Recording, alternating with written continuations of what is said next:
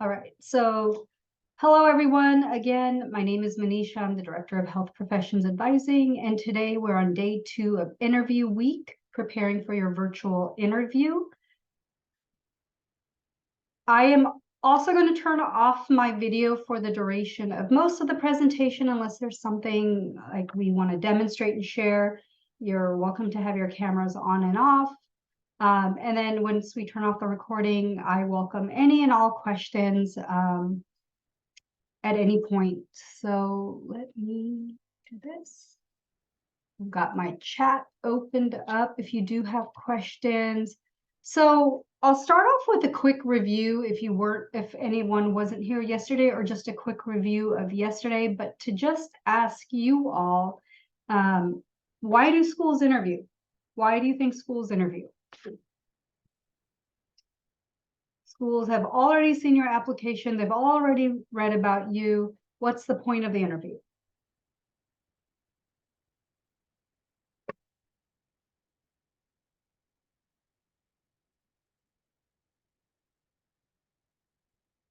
Okay, to see if personal attributes fit those of the school.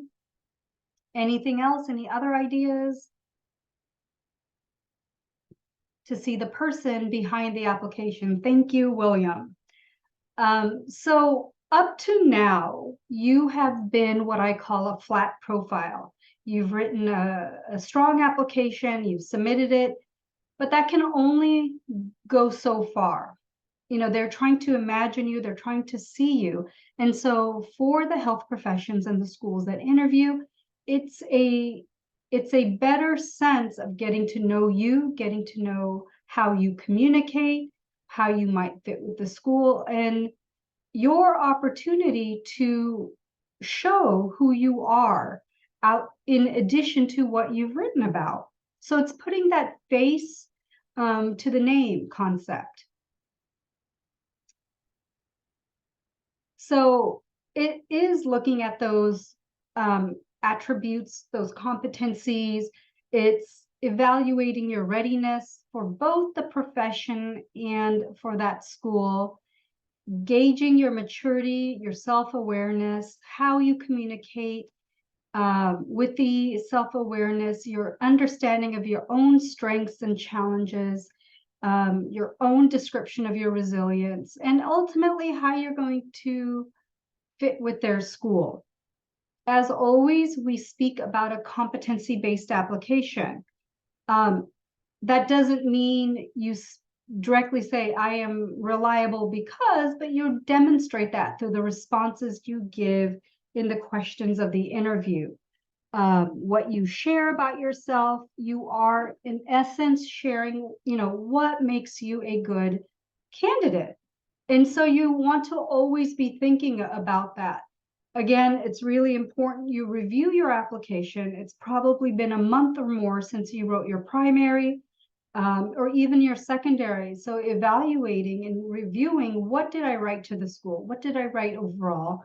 Because anything can be fair game in terms of questions that come up.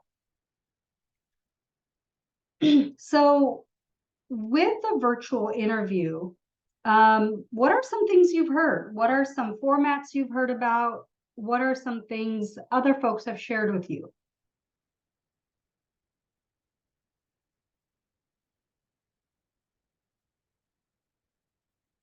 Okay, they can be both for traditional and MMI style. Yep.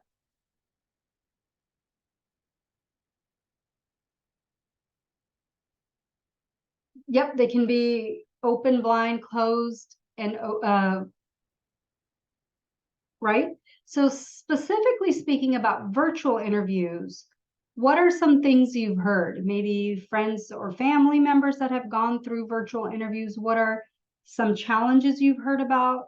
Anything you've heard about interviewing in a virtual environment?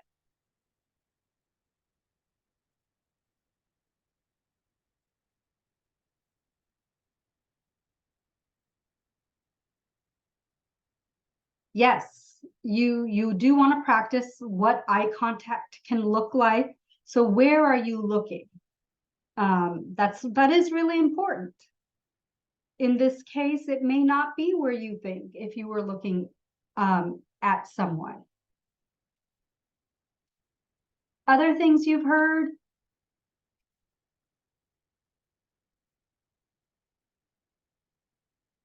Okay, so a virtual interview can be live, like we are today. A video conference system connects you directly with an interviewer, and this can be both for that individual, group, panel, even MMI. It can be on demand or asynchronous, meaning the video technology presents you with questions and records your responses. There is no interviewer that you're speaking to. You have a question presented on the screen, you have a timer, you're timed, and it moves on. There are a variety of platforms. Some may use Zoom, some may use other platforms. And so these are some of the things that we want to be prepared for prior to our interview day, is understanding, am I live? Am I on demand? Am I speaking with someone, or am I simply recording myself? Do I need to download or prepare for anything? So when thinking about the virtual interview, I would say you can expect one or multiple interviews or a combination. There can be a live interview, there can be an asynchronous, there can be a group interview. It could be anything that the school would do in person, but putting it on a virtual format. You will likely be asked to be online at different times of a day or even different days, because your interview experience is completely planned by the school.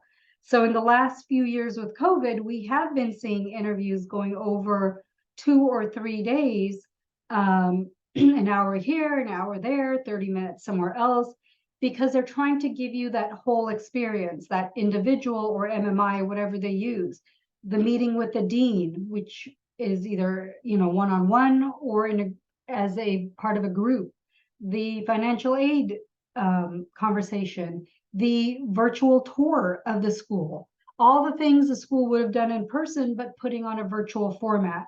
So you do want, as you're reading your emails and confirming your interviews, be aware of that.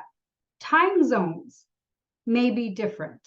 And that is something to be aware of, to make sure you're logging into at the correct time based on time zone. It may be an 8 a.m. Eastern Standard Time. If you were in person, not a big deal. You're already there. You know when to show up. But 8 a.m. Eastern Standard Time is 5 a.m. for us on the West Coast. So you do want to be aware of that you are logging on at the correct time. Same as in person, you could be interviewed by a faculty or current student. Again, MMIs are handled a little bit different with different folks who can be interviewing you. And they can also continue to have the different formats, one-on-one, a panel or group, or multiple mini interviews. These are some of the things to be aware of. And mostly it's the time zone is where I've been seeing people get a little messed up. As well as, oh, I'm logging on different days for my entire interview experience. Some schools are using both asynchronous and live. Info sessions are the group type meetings. And then some schools in the last year have been offering the option of either in person or virtual. And then I am hearing for any dental school applicants out there that most dental schools actually have returned to in person for this cycle. And again, that's something to be aware of. So let's talk about getting yourselves ready. Check your technology. That is really critical. Be aware of what device you plan to use. Desktop, smartphone, laptop, tablet. Do you need to download an app? Make sure your camera and mic sync up. I know with camera and mic, if I log into my doctor's platform and then try to turn around and use Zoom is very angry. And I actually have to restart my computer before I can access Zoom again. So now I know if I'm logging into my doctor's, I use a completely different device so I don't mess up my Zoom functionality for work. Internet connectivity, where is it the strongest? Where are you actually interviewing? If you have concerns about your device, can you borrow something from family or friends? Can you go somewhere where your internet connectivity is going to be the strongest? Do you need to have a laptop or, sorry, an outlet nearby so that if you had to plug in, it's okay? Or do you have a portable battery? I know with one of my my work computer, I can probably go a good few hours. It's 2 years old. I can easily go a good few hours. With my former laptop, I don't think my laptop could have held more than a 20-30 minute charge if I were on Zoom the entire time. So know how your technology responds. Do you need an outlet? Internet connectivity, where is your internet the strongest? If there is a virtual, whatever the virtual platform is, do you need to download something? You want all of this done well in advance. You don't want to be downloading the day of and hoping everything works. And then in thinking about, and then if there are technical issues during the interview, what should you do? So suggestions, like I said, in terms of technology, make sure your device is working, or do you need to use a technology elsewhere, a library, at a college, at a community center? Where is there going to be the strongest uninterrupted internet? I know that in my household, if there are more than 3 devices, we start slowing down. And I will get that message across my screen that my internet connectivity is weak. And then the institution's process for handling technical issues. There should be a phone number and a person that you contact. So you want to have that on hand. Stay calm and follow those instructions. But again, test everything. I used to have a PC. I know that my PC randomly would, reboot itself without any warning. So if that is something you've experienced, make sure you reboot the night before or even the morning of. So again, you're minimizing technical challenges. I've also heard cases with interviews or MMIs that their interviewer did not show up in the room. And so again, know what you're supposed to do. Do you leave your room? Is there a phone you call? Know what you should do if your interviewer doesn't show up or is having technical difficulties. Matthew, that is a good question. Schools vary when they tell you. You might get confirmation of the interview a month or so in advance, but most schools are sharing additional details within the week, or a few days before the interview, especially if it's virtual. Again, this is the opportunity where with laser-like focus, you go into SDN and just see what you're reading about in terms of your interview day, and then get out. There's no need to read additional comment, just what am I to expect? If you haven't received anything, I would say 3 days before your interview, I would reach out. I would absolutely reach out and ask, is there additional information coming? Is there somewhere I should be logging into? Sometimes they give you half the information and then the rest closer to the interview. And it can be nerve-wracking because you're like, I don't want to bother anyone, but I do need this information. So I would say if it's at least 3 days out and you have not received anything, you are, I would absolutely reach out and try to find out what's going on.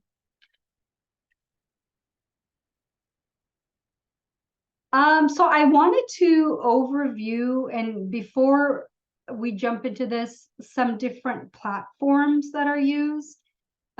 Before I do that, do you have any other questions for me before we dive into some platforms and what they can look like?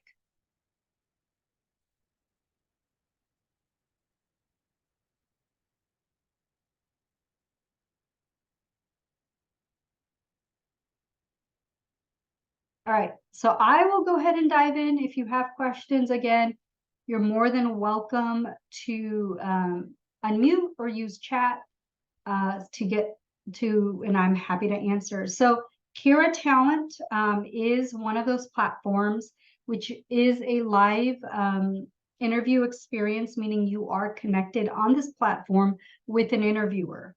I've seen it used both individually and for MMI. They also have an asynchronous option, which is a school creates some the asynchronous gives some randomly generated questions. It's not standardized. Institutions have different questions and response times. And then with the live, each question has designated amount of prep and then the live time that you have to answer. I've seen this more MMI style, but some schools are using it individually. And then you're bumped, just like with Zoom, into another room to continue the interview. This is an example of what an MMI style looks like. If you look up here, you see what station you're at, you see how much time you have remaining to review the question. So this does the countdown for reviewing the question. And then when that time is up, you're still on the one station, you're put in front of an interviewer where again, you see that you're live, you see how much time you have to answer or how much time is remaining, and then the details, the question is listed on the side. So the nice thing is the question follows you into your room, right? So you can continue to look at it. And then you are speaking to someone during the interview, and the notification of the 1 minute is still there.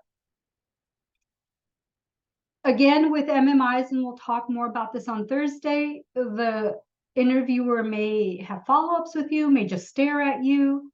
They may just be a live head for you to talk to. So it will vary school to school.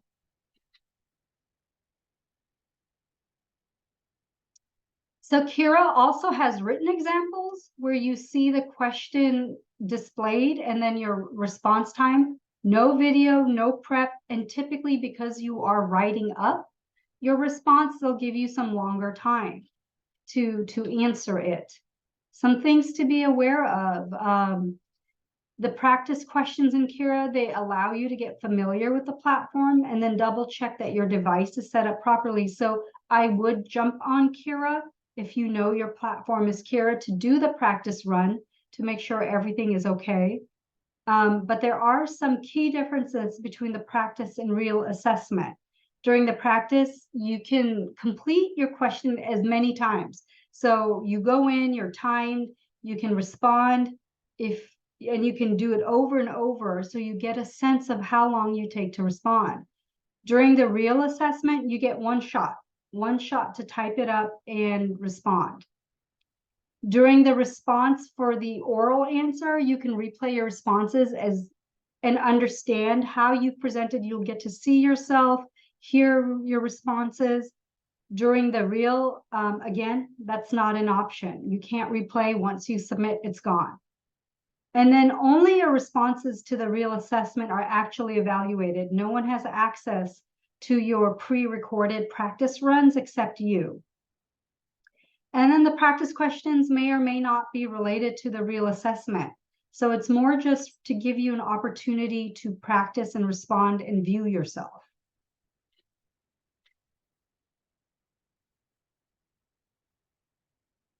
So let's talk about setting the stage for your interview. We talked a little bit about just the things to check, but do know where you're interviewing, right? What's your background look like?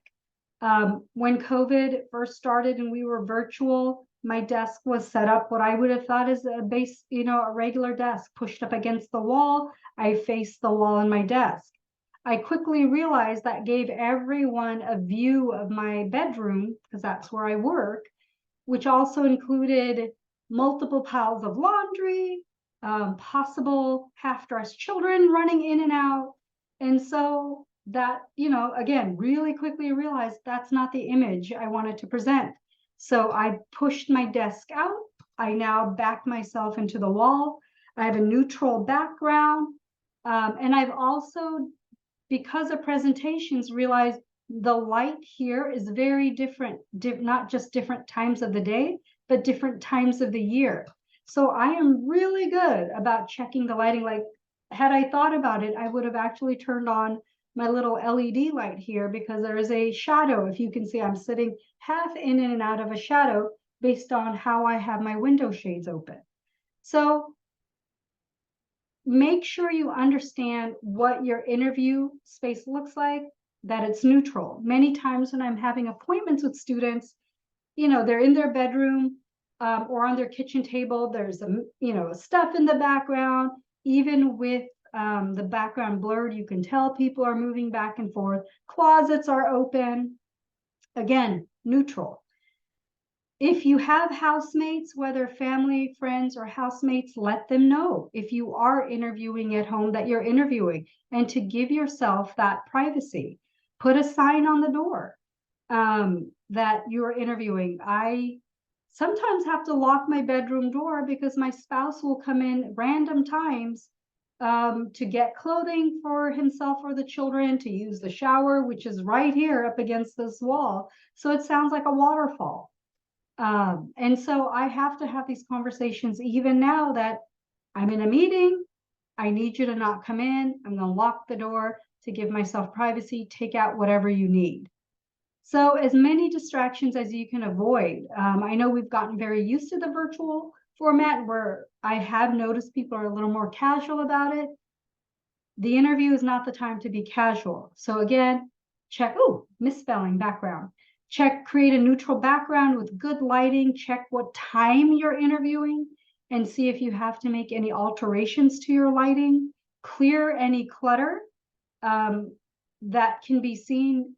You don't have to have a perfectly blank background. I actually added something, but it should be distraction free. So if you have a little picture, couple things, great, just not super cluttered. If you live in a technical universe where many things will ding or make noises, then turn off everything else. I know that if my phone dings, my iPad dings, my watch dings, my laptop will ding. It's a series of dings. So we want to power down the things that you don't need to avoid background dings or things popping up on your screen that, again, interrupt the interview. If you do not believe you have a neutral space at home or anywhere else, you can ask your local college or even a local health professional school if they have any space. It doesn't hurt to ask to see, to neutralize your space. Sarah, good question. Can we use a Zoom background? You can, just make sure it fits. And then one thing about Zoom backgrounds, make sure you're in the space of the background. We have noticed, right? If you back up or if you're not in the space, you look like you're fading in and out. Your arm disappears, your shoulder disappears. So yeah, you're more than welcome to use a Zoom background. Make sure it works. So the way my space is set up, almost all backgrounds work well. There's nowhere I can go that I back up too far. For my colleague, for some reason, backgrounds don't work where based on however her background is painted. So it never works for her. She actually has a sheet that she puts up if she does have to have a neutral background or if she wants to use a provided Zoom background. So check. And Zoom background, remember, is only for Zoom. You may be on a platform that doesn't have a background, like Kira. There is no background. It is whatever's behind you. So I would consider that. I've heard of people interviewing in their backyards. They put a sheet up against the fence or in the back seat of their car, and they neutralize the space because that's where they had the most privacy and oddly good internet. So test whatever space that you plan to use different times of the day. Manisha, I just have a quick question for you. So I know we just went over it. I just want to recap. So you said there's the interview when someone else is on the other side and you're just talking them through like Zoom, some application like that. And then there's you just typing when they ask you a question. And For then you could Kira, both, right? yeah, specifically for Kira, they can have a written one. I see. And So you said you write and then you might meet someone else after? potentially, it just depends on how that school is utilizing Kira and what they're using in terms of the interview. So I see. they can use a combination of live, asynchronous, and even written. Okay. Okay, cool. Yeah, Thank you. you're very welcome. Any other questions on kind of interviewing or setting the stage? Remember, Zoom is where you can have a background, but if you're on Kira or another platform, it's this. It's whatever's actually behind you.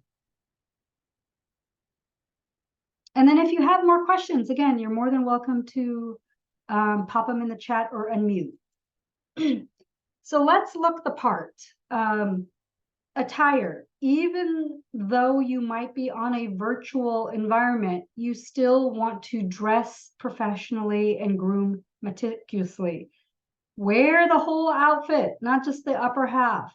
I'm going to be honest, I'm in shorts right now. If I stood up, just because for some reason Zoom decided to give you the wide angle view, you're going to see my shorts. I've also heard from admissions reps where someone stood up to, reach for a glass of water that they didn't put next to them, and it was unclear if there was even, in fact, a bottom on that person. Other things I've heard, someone had a pot poster in their background and forgot. So neutral background, folks, and dress the whole part. There's multiple reasons for dressing the whole part. One, you may get up, right? And see the dude in short in his boxers, not the best look. Two, there's something to be said for having the entire outfit on. I know there's a mindset. It's like putting on on you're putting yourself in the role. There's something to be said for having that whole feeling. Your mindset changes. It's you're in the zone of I'm interviewing. I'm not chill. I'm not wearing my pajama bottoms. I'm actually being professional. Test out what they look like sitting down, right? I told you the little trick of unbuttoning. See how they fit. I know standing up, clothes fit me a certain way. Sometimes fitted things fit a whole lot differently when I'm sitting down. So test it out. You do not want to be uncomfortable sitting there for an hour or more because something didn't fit you quite right. Continue to remember to dress conservatively and classy. We're not looking for trendiness. We're looking for just comfort, classy, conservative, and professional. And then check your attire for how it fits with your background. I have seen unfortunate cases where somebody had a beige background and wore a gray suit, like they're blending in. And again, like I said, I made a mistake. I didn't open my shades or turn on the light. I'm half in and half out of a shadow. It can be distracting, especially if in this case, Zoom decided to give a wide angle for me to actually be closer. It's still, there's shadows and everything. So check everything, make sure you're comfortable, make sure if there's something you need, it's within reach. So you're not standing, check your chair, check everything, what height you are. Somebody had a question about camera angle. So I'm gonna show you what different things look like. This is me looking at my screen. as if I were going to read a response. This is me looking at the camera. There's a difference. I have made it prior to making some of these adjustments, lowered my screen. So one, my laptop's over here. I actually don't use my laptop camera. I have a big monitor, which I have a separate camera. Sometimes when I pop into Zoom decides to pick its own camera. So you want to check ahead of time, because at that point, if Zoom chose my laptop camera, you're getting a side view and a view into my room, right? So check. But my screen used to be higher, which means for me to look at my camera, I was doing this, right? I was tilting my head up. And so you want to be aware of, it's actually nice if you're eye level or just a little higher if possible than your camera, so you're more clearly looking at the camera or looking right below it, which if you do have notes up on your screen that you're hoping to use to remind you, or you put a sticky note on your screen, it doesn't look like you're looking down or you're reading down here. So this is me looking directly at my screen and camera. Again, I'm just slightly below it. But if I were, say, trying to read something, as my head moves down, because my screen goes to 1/2 inch above my table, I am no longer looking at it. Again, it's okay to look away to think. It's okay to look, but when I'm responding, the idea is I'm responding, maybe glancing away and responding. I'm not obviously giving a sign that I'm trying to read my notes. So again, use Zoom if you need to check out where does your eye fall. Are you using a separate camera, your laptop camera? Like if I were to use my laptop camera, I think I'm actually more eye level with it in the current situation. But because I am using this big screen as my main screen, I have a separate camera.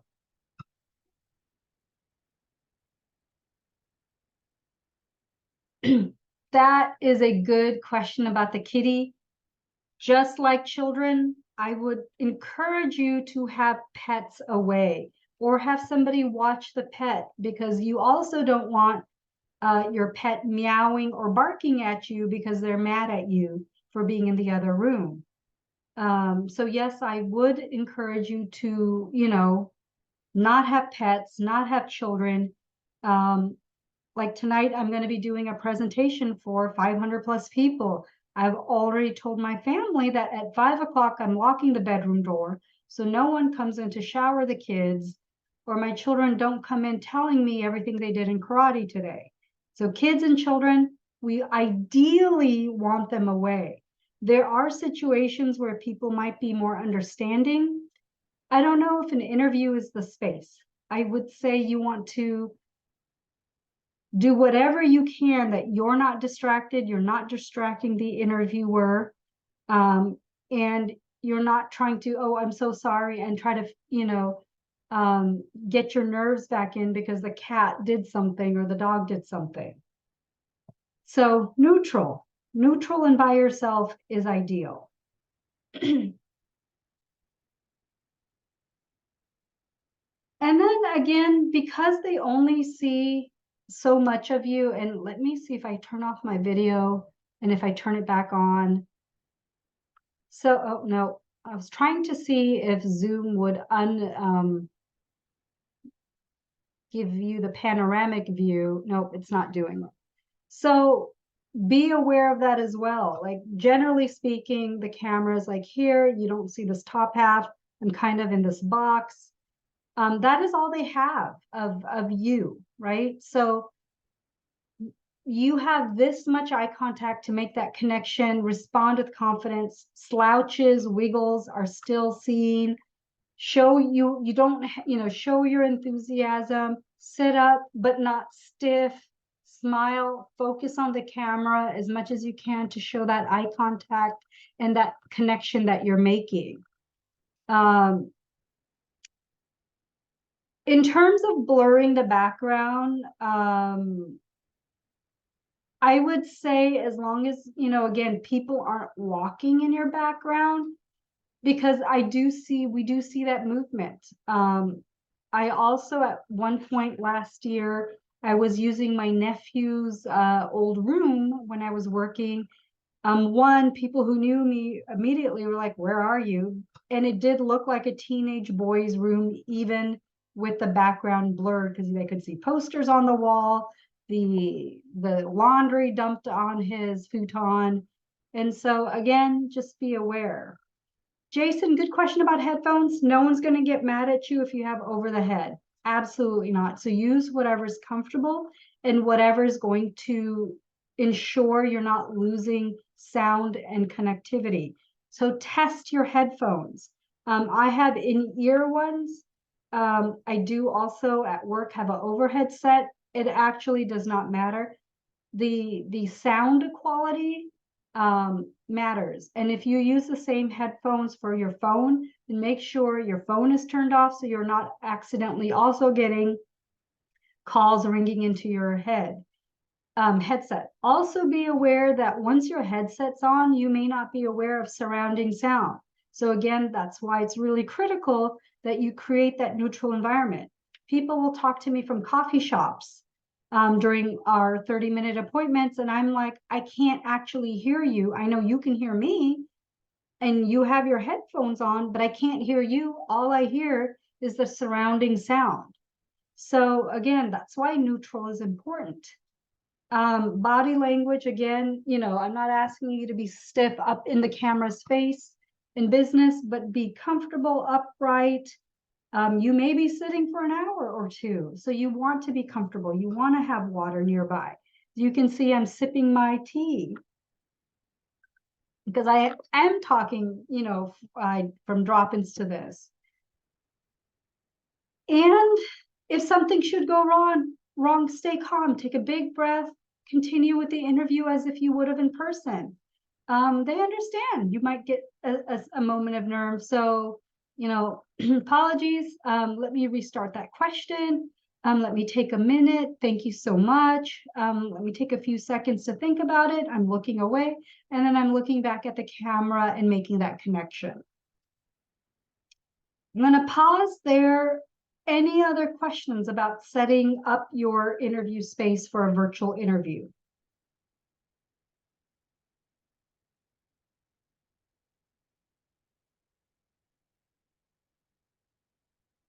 Okay. So other things, and just like with an in-person, you do want to remember they can see everything. So you, again, as I mentioned, this is the box that you have to make that demonstration. What do you look like? I am very emotive, and sometimes I forget that my face might swirl up, or I might, unintentionally have my head to mouth syndrome, or, so be aware of your emoting. You do want to emote, you do want to be present, you do want to have appropriate facial expressions, but you also don't want to sit like this for the whole interview. That's really hard to make that connection. Big breath, watch your voice, practice enunciating. Again, really important to speak clearly and calmly, especially using the internets. Watch your eye contact and facial expression, body posture. I have, over the last year, seen so many more people doing this. So many more people talking to me from their bed, which for an appointment is not a big deal. But I've also had, during the mock MMIs, we hold people interviewing from their bed. And so again, if you are doing a practice your professional setting if at all possible. More people kind of leaning up on their desk or doing this. So again, it is still an interview. We want to watch our wiggles. We want to watch everything.